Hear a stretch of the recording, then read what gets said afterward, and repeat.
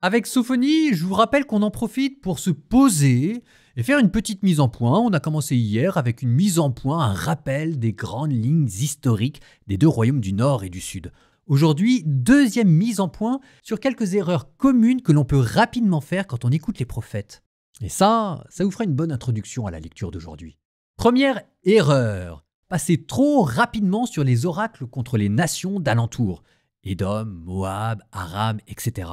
Et nous, on se dit, moi ça m'intéresse pas. Moi, ce qui m'intéresse, c'est les Israélites, c'est pas les nations à côté. Erreur. D'un point de vue géopolitique, ces oracles contre les nations vous soulignent que les difficultés que rencontrent les Israélites sont les difficultés de tout le monde, de tous ces petits États qui ont profité de la parenthèse ouverte avec le déclin des grands empires hittites et égyptiens, et cette parenthèse est en train de se refermer, et ils s'en aperçoivent pas. La question, c'est comment est-ce qu'ils vont survivre alors que les grands empires mésopotamiens sont en train d'arriver. C'est toute la question, comment vous allez survivre dans un empire qui est plus grand et plus puissant que vous. C'est là où vous retrouvez tout l'intérêt d'essayer de rendre la religion d'Israël plus universelle. Mais ces oracles contre les nations ont aussi une signification religieuse. 1. Elles permettent d'avertir Israël. Ce qui est en train d'arriver autour de vous, c'est ce qui vous arrive à vous.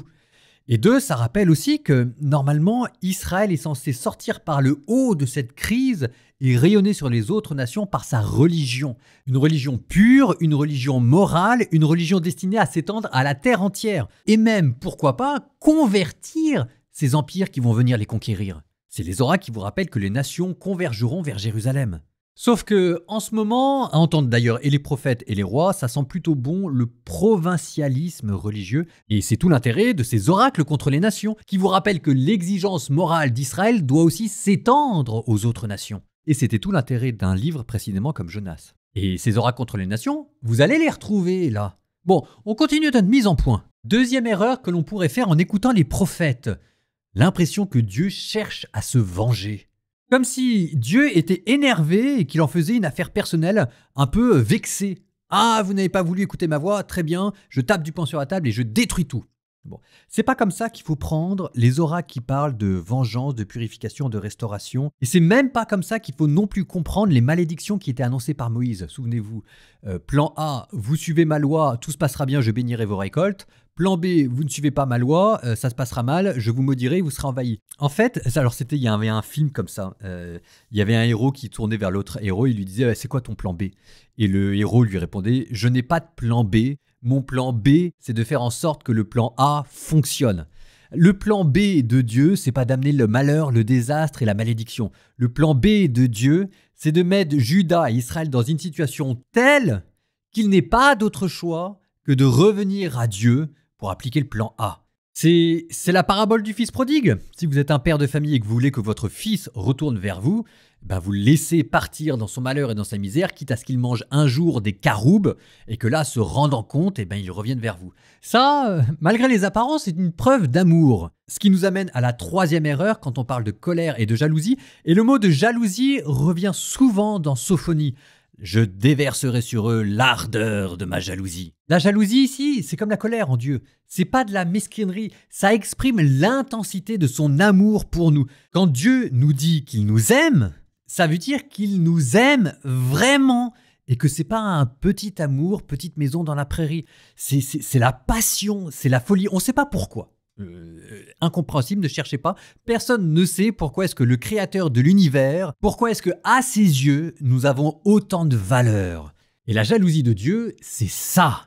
Comme si un père de famille disait à propos de sa fille « Je suis jaloux du temps que je veux passer avec ma fille ». Alors là, on enlève de sa vie tout ce qui va pas, on essaye de mettre le boulot de côté, on essaye de faire en sorte d'avoir du temps libre pour passer du temps avec ses enfants parce que c'est ça la jalousie d'un père pour son fils. Ça veut pas dire qu'on veut le garder pour lui, il va vivre sa vie, mais ça veut dire qu'il est tellement précieux qu'on veut chérir chaque instant avec lui. Je reprends ça de Phil Moore, dont je suis en train de lire le livre, le commentaire sur les prophètes mineurs, et je trouve que c'est assez juste. La seule chose que je rajouterais, c'est ce sentiment de transcendance, la sainteté en Dieu qui exprime l'intensité, la puissance de son amour, et je ne sais pas pourquoi, c'est ça ce qu'il veut mettre en nous. Il veut que nous soyons d'une même transcendance, d'une même sainteté, et ça, c'est la jalousie de Dieu. Et à travers toute la violence des images qui sont employées, c'est pas tellement la colère qu'il faut sentir. C'est l'intensité, la folie, la passion amoureuse. Je sais pas. Je sais pas. Je sais pas pourquoi est-ce que Dieu nous aime à ce point que s'il fallait détruire et le ciel et la terre simplement pour à nouveau nous serrer dans ses bras et remettre dans notre cœur la flamme de son amour transcendant qui est la sienne, il le ferait sans aucune hésitation. Ça nous ramène à notre tout premier prophète, Osée. C'est l'image d'un Dieu qui nous aime comme un mari aime sa femme. Bon, bah là on n'est pas chez Osée, on est chez Sophonie, mais c'est toujours la même théologie.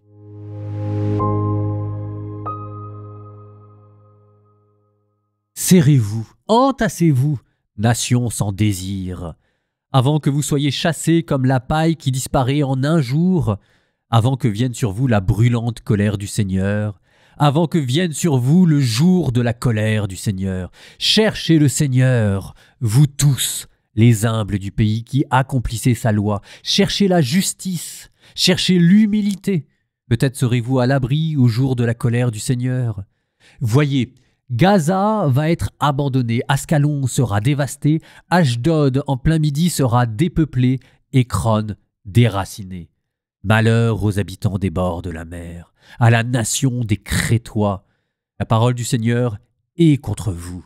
Canaan, terre des Philistins, je vais te ruiner, te vider de tous tes habitants.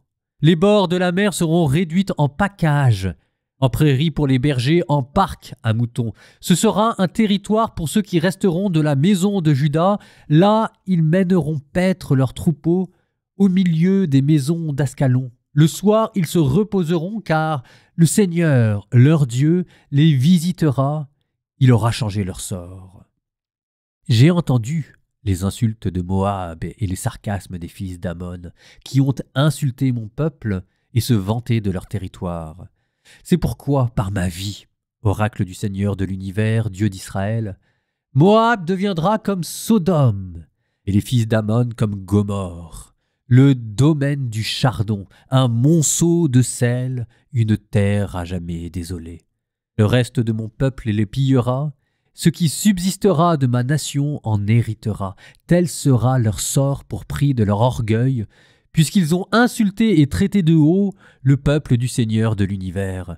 Redoutable pour eux sera le Seigneur lorsqu'il aura réduit à rien tous les dieux de la terre. Alors toutes les îles des nations se prosterneront devant lui, chacune sur son propre sol. Quant à vous, Éthiopiens, il dira, ils seront transpercés par mon épée. Il lèvera la main contre le nord. Il fera périr Assour.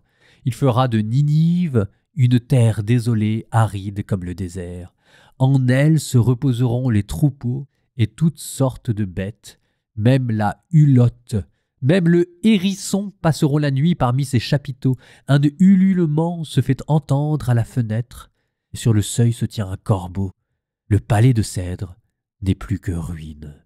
Telle sera la cité hautaine qui trônait avec assurance, elle qui disait en son cœur « Moi !» Rien que moi. Comment est-elle devenue un lieu désolé, un repère pour les bêtes? Tous ceux qui passent près d'elle sifflent en agitant la main. Malheur à la rebelle, l'impure, Jérusalem, la ville tyrannique. Elle n'a pas écouté l'appel, elle n'a pas accepté la leçon, elle n'a pas fait confiance au Seigneur de son Dieu, elle ne s'est pas approchée. Ces princes en elle sont des lions rugissants, ces juges des loups de la steppe qui n'ont rien à ronger le matin. Ces prophètes sont des vantards, des imposteurs. Ces prêtres profanent ce qui est sacré, ils violent la loi. Mais le Seigneur en elle est juste, il ne commet pas d'injustice. Chaque matin, il rend son jugement, toujours présent quand le jour se lève. Mais le malfaiteur ne connaît pas la honte. J'ai supprimé des nations. Leurs tours d'angle ont été détruites. J'ai rendu leurs rues désertes, plus personne n'y passe. Leurs villes sont ravagées, plus un homme, plus un habitant. Je disais, au moins tu me craindras, tu accepteras la leçon. À ses yeux ne peuvent s'effacer toutes les fois où je l'ai visité. Mais non, à peine levés, ils se sont mis à pervertir toutes leurs actions. C'est pourquoi, oracle du Seigneur, j'ai dit, attendez-moi jusqu'au jour où je m'élèverai en accusateur. Ma décision rassemblera les nations, réunira les royaumes pour verser sur eux ma fureur, toute l'ardeur de ma colère. Oui, le feu de ma jalousie dévorera toute la terre. Alors je rendrai pures les lèvres des peuples, pour que tous invoquent le nom du Seigneur et d'un même geste le servent. D'au-delà des fleuves d'Éthiopie, ceux qui m'adorent, mes enfants dispersés, m'apporteront mon offrande. Ce jour-là, tu n'auras plus à rougir de tes méfaits, de tes crimes contre moi. Car alors j'extirperai de toi ceux qui se vantent avec insolence, et tu cesseras de te pavaner sur ma montagne sainte. Je laisserai chez toi un peuple pauvre et petit. Il prendra pour habit le nom du Seigneur. Ce reste d'Israël ne commettra plus d'injustice, ils ne diront plus de mensonges, dans leur bouche plus de langage trompeur, mais ils pourront paître et se reposer, et nul ne viendra les effrayer. Pousse des cris de joie, fille de Sion, éclate en ovation, Israël, réjouis-toi de tout ton cœur, bondis de joie, fille de Jérusalem. Le Seigneur a levé les sentences qui pesaient sur toi, il a écarté tes ennemis. Le roi d'Israël, le Seigneur, est en toi, tu n'as plus à craindre le malheur. Ce jour-là, on dira à Jérusalem, ne crains pas, Sion, ne laisse pas tes mains défaillir. Le Seigneur ton Dieu est en toi, c'est lui le héros qui apporte le salut. Il aura en toi sa joie et son allégresse. Il te renouvellera par son amour, il exultera pour toi et se réjouira comme au jour de fête. J'ai écarté de toi le malheur pour que tu ne subisses plus l'humiliation. Me voici à l'œuvre contre tous tes oppresseurs. En ce temps-là, je sauverai la brebis boiteuse, je rassemblerai celles qui sont égarées, et je leur donnerai louange et renom dans tous les pays où elles auront connu la honte. En ce temps-là, je vous ramènerai, en ce temps-là, je vous rassemblerai, alors je vous donnerai louange et renom parmi tous les peuples de la terre, quand je ramènerai vos captifs, et vous le verrez. Ainsi parle le Seigneur.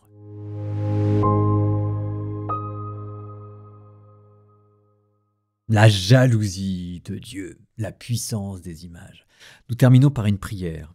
Au nom du Père et du Fils et du Saint-Esprit. Amen. Seigneur, toi qui m'aimes au point de vouloir remuer et la terre et le ciel jusqu'à me retrouver. Toi qui m'aimes comme un berger serait prêt à laisser 99 brebis pour me retrouver, comme une femme serait prête à mettre sans dessus-dessous toute sa maison pour une simple petite pièce de centime.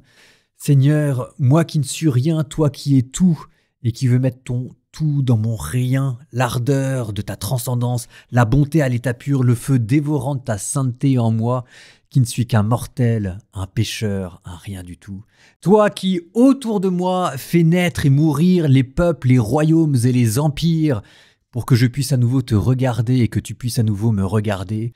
Seigneur, je suis perdu dans cette histoire qui me dépasse. Je te demande de prendre pitié de moi, parce que je ne sais pas, je ne comprends pas, je suis perdu dans un monde qui n'est pas le mien. La seule chose que je sais, Seigneur, c'est que loin de toi, je ne retrouverai jamais et le repos, et la paix, et le bonheur, et pourtant, je n'arrête pas de le chercher loin de toi.